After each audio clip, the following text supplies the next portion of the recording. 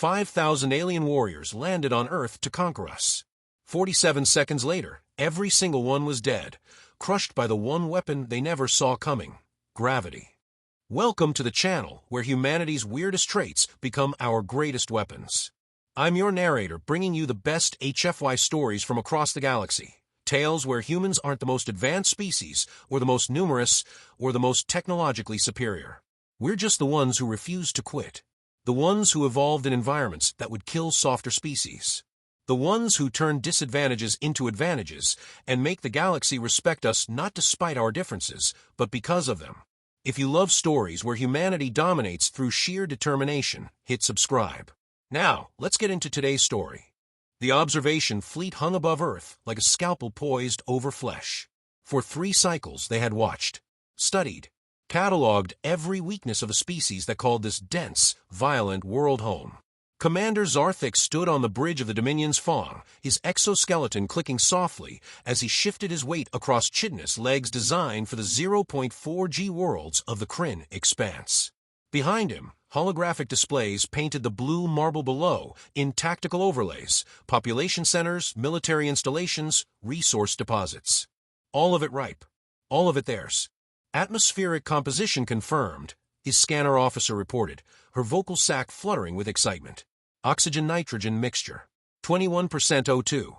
Breathable without modification. Zarthik's mandibles spread in what his species considered a smile. Perfect. The Krynn Hegemony had conquered 417 worlds across 9 spiral arms. They had crushed the silicon-based Vrex. They had broken the hive minds of Talasorn III. They had made the aquatic Drell beg for mercy in their own oceans. And now Earth. Intelligence reports painted humanity as soft, fractured, a species that fought itself more than any external threat. Their technology was primitive, barely achieving fusion, still bound to chemical propulsion, decades away from even rudimentary FTL. They had no kinetic shields, no plasma weaponry, no neural networks linking their warriors into unified battle consciousness. Gravitational constant. Zarthik asked, though he'd memorized the data cycles ago. 9.8 meters per second squared, came the response. Significantly above standard. Above standard. The phrase didn't carry weight in his mind. The Hegemony had landed on 1.2G worlds before. Uncomfortable, yes. Requiring exoskeletal support, certainly. But manageable. Prepare the landing force, Zarthik commanded. First wave, 5,000 shock troops. Deployment zone, their largest population center. Target the structures they call New York. We will demonstrate superiority before their leadership councils. By nightfall, their surrender will be transmitted across every frequency they possess. The bridge thrummed with activity. Below, in the deployment bays, Krynn warriors, the finest the Hegemony had bred, sealed their combat shells and checked their plasma weapons. Each stood 9 feet tall in their armor, trained from hatching in the art of domination. They had stormed fortresses. They had walked through gunfire that would liquefy lesser species. Earth would fall in hours. Zarthik watched the deployment pods launch from the Dominion's Fong's ventral bays, 5,000 meteors wrapped in heat shielding, screaming toward the planet below. He felt the familiar rush of conquest approaching, the anticipation of watching another world kneel. The pods punched through the atmosphere, their trajectories calculated with microsecond precision. Inside each craft, warriors stood in harness, weapons primed, combat stimulants flooding their systems. They had done this hundreds of times. The routine was sacred: atmospheric entry, deceleration, ground impact, deployment, domination. The first pod struck Central Park at 0847 local time. Impact foam cushioned the landing. Hydraulics hissed as the door blew outward. Commander Vekril was first out, as tradition demanded. His plasma rifle was raised, his 4 eyes scanning for targets, his breathing apparatus filtering Earth's air through scrubbers that... His legs snapped. Not bent. Not strained. Snapped. The sound was like a tree branch breaking under ice. Vekril had one instant to process confusion before his second leg folded backward, the chitinous structure designed for 0.4G simply collapsing under the weight of his own body amplified by Earth's gravitational field. He hit the ground, and his exoskeleton shattered. Behind him, the second warrior stepped out. Her right leg exploded into fragments before her foot touched soil. She toppled forward, her arm breaking as it tried to catch her fall, bones designed for low-gravity worlds simply disintegrating under the pressure of 9.8 meters per second squared of constant, unrelenting acceleration. The third warrior made it 2 steps before his spine compressed, vertebrae designed to support a lightweight frame in gentle gravity pulverizing under the monstrous pull of Earth's mass. The fourth didn't even leave the pod. The angle of descent had already micro-fractured his skeletal structure. When he tried to stand, his pelvis crumbled like ancient pottery. Across Central Park, across Manhattan, across every deployment zone on Earth, 5,000 landing pods opened. And 5,000 warriors broke. Not fell, not collapsed, broke, like glass figures dropped on concrete, like porcelain soldiers thrown against stone. Their bodies, their magnificent war-bred bodies, had no frame of reference for this. The Krynn had evolved on a moon with gentle gravity. They had conquered worlds with similar conditions.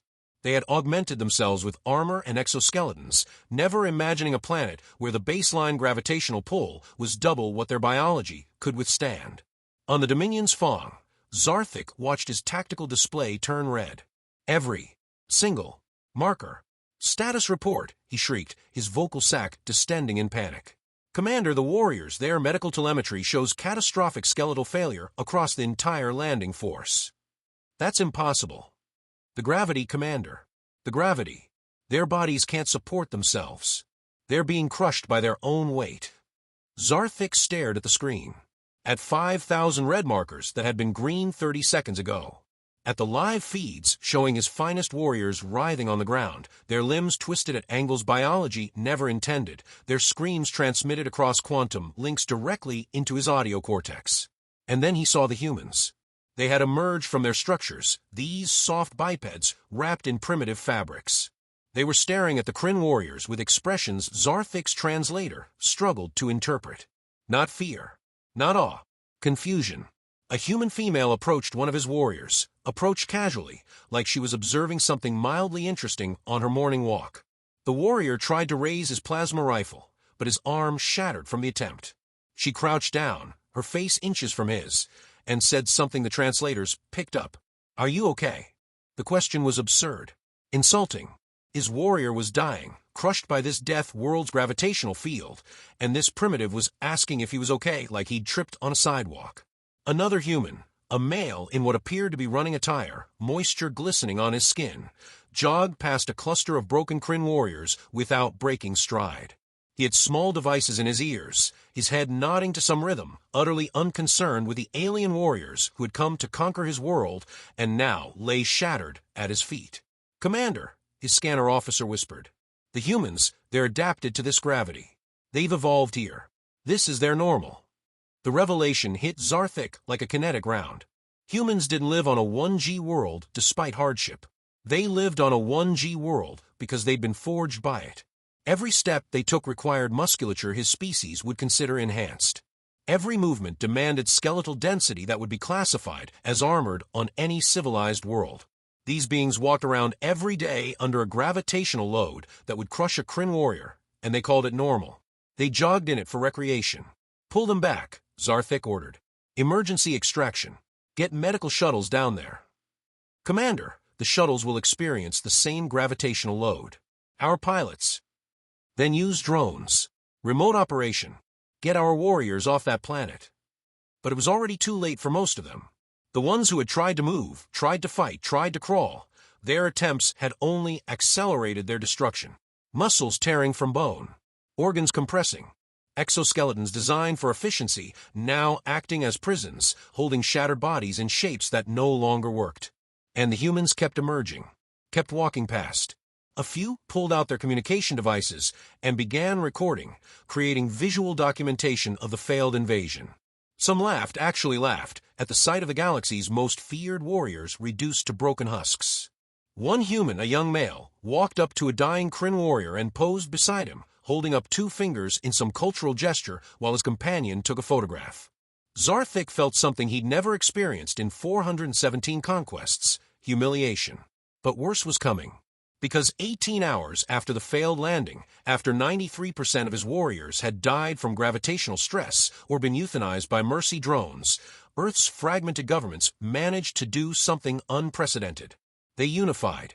Every nation, Every faction, every competing ideology looked at the shattered remains of an alien invasion force destroyed not by weapons, but by simply existing on Earth's surface, and they understood something profound. Humanity's weakness was humanity's greatest strength. The United Nations called it the gravitational advantage doctrine. Military theorists called it the heavy world defense paradigm. Scientists called it evolutionary adaptation to extreme environmental conditions. Soldiers called it being born with weighted training that never turned off. Zarthik received the transmission 6 cycles later. It came from a human who identified herself as Secretary General Chun. She spoke with the casual confidence of someone who had just watched an existential threat neutralize itself. Commander Zarthik of the Krynn Hegemony, she began, her image filling his view screen. We've recovered your surviving warriors. They're receiving medical care. We'll return them to you, along with a message. She leaned forward, and Zarthik saw something in her eyes that made his blood run cold. You conquered 417 worlds. You dominated species across 9 spiral arms. You built an empire on the assumption that you were the apex predators of the galaxy. She smiled.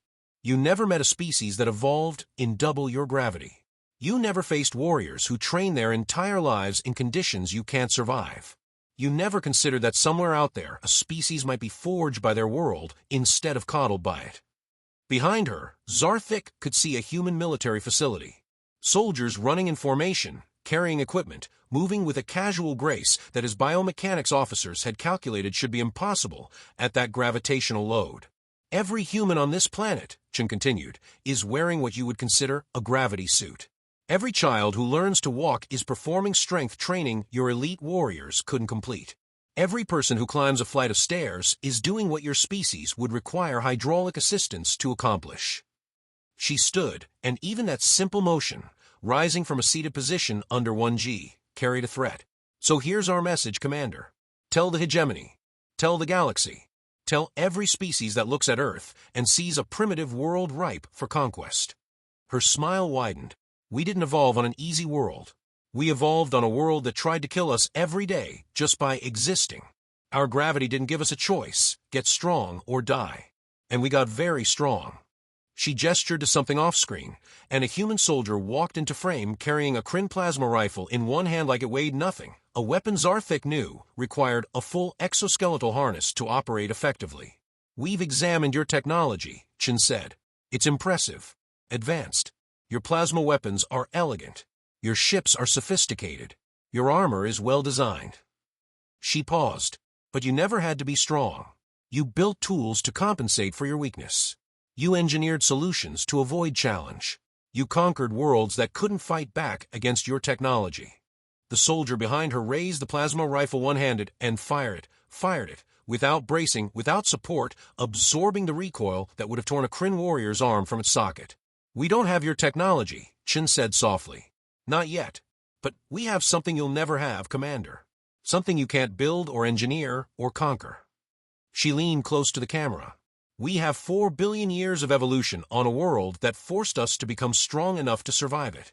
You trained your warriors in artificial gravity. We were born in it. You study it as a hazard. We call a home. The transmission ended. Zarthik stood on his bridge, staring at the blank screen, feeling the eyes of his crew upon him. The Krynn Hegemony had suffered its first defeat. Not through superior firepower. Not through tactical genius. Not through courage or skill. Through gravity, through the simple, undeniable fact that humans had spent their entire evolutionary history in a crucible his species couldn't survive. Commander, his navigator said quietly. New orders. Zarthik looked at Earth, that blue marble hanging in space, that death world wrapped in oceans and clouds, that forge of a species his people had dismissed as primitive. Mark it, he said, his voice hollow. Classification, death world. Gravity, extreme. Native species, enhanced. Threat level. He paused, searching for a word in his language that could encompass what he'd witnessed. Maximum. And add a note to the hegemony database. Add it to every chart, every star map, every tactical assessment from here to the core. What note, Commander? Zarthik's mandibles clicked once, a gesture of acknowledgement, of respect, of fear. Never invade a species that evolved in their own gravity well. They've been training for war since before they could walk. The Dominion's Fong turned away from Earth, its engines burning toward the outer system, toward the jump point, toward home. Behind it, on the blue world below, 7 billion humans went about their day. Walking, running, living, existing in the gravity field that had just ended an invasion without firing a shot. And somewhere in the Pentagon, in a secure briefing room, Secretary General Chun looked at the assembled military leaders of Earth's nations and said 5 words that would reshape human history. Gentlemen, we have an advantage. 3 years later, the first human ship entered Krynn space. It was crewed by hegemony standards, fusion-driven, kinetically shielded with ablative armor, armed with weapons that were primitive compared to plasma arrays and quantum disruptors. But it carried a crew, a human crew. When the UNSS Determination docked with a Krynn station for first contact negotiations, the airlock opened and Captain Maria Rodriguez walked out. In 1.2 G, without assistance, without strain, she crossed to the Krynn delegation, who watched from the safety of their 0.4 G environment through a transparent barrier, and smiled. Secretary General Chun sends her regards, Rodriguez said. And an offer. Humanity is interested in joining the galactic community. We have resources. We have innovation. We have determination. She paused, letting them see her standing comfortably in gravity that would kill them. And if anyone ever threatens Earth or her allies, she continued softly, they'll learn what it means to fight a species that was born in the heaviest training environment in the known galaxy. The Krynn delegation said nothing. They simply updated their database. Species, humanity. Homeworld, Earth. Classification, deathworld apex predators. Status, never engage militarily. And across the galaxy, as word spread of the species that defeated an invasion fleet with nothing but their own planet's gravity, other civilizations looked at Earth with new understanding. Not as a primitive backwater, not as easy prey, but as the home of warriors who had spent 4 billion years evolving in a gravitational crucible that would crush lesser species. Years later, when human marines stormed a pirate station in the outer reaches, the Krynn commander, who had survived Earth's gravity, who had been pulled from the wreckage of his invasion, healed, and returned home, watched the footage. He watched humans move through corridors in combat armor that weighed more than a Krynn warrior's entire body mass. He watched them carry weapons designed for tripod mounts as personal firearms. He watched them breach reinforced doors by simply running through them. And he understood with perfect clarity what Earth had been trying to teach the galaxy. Humanity didn't need to be the most advanced species. They just needed to be the strongest. And on a death world spinning at the bottom of a gravity well that would kill most spacefaring races, strength wasn't optional. It was survival. The former commander, now an instructor at the Krynn Military Academy, turned to his students and displayed the image of a human soldier standing on Earth, looking up at the stars. This, he said quietly, is what evolution looks like when a planet refuses to be merciful. Remember it, respect it, and never, ever make the mistake we made. One student raised a foreclaw.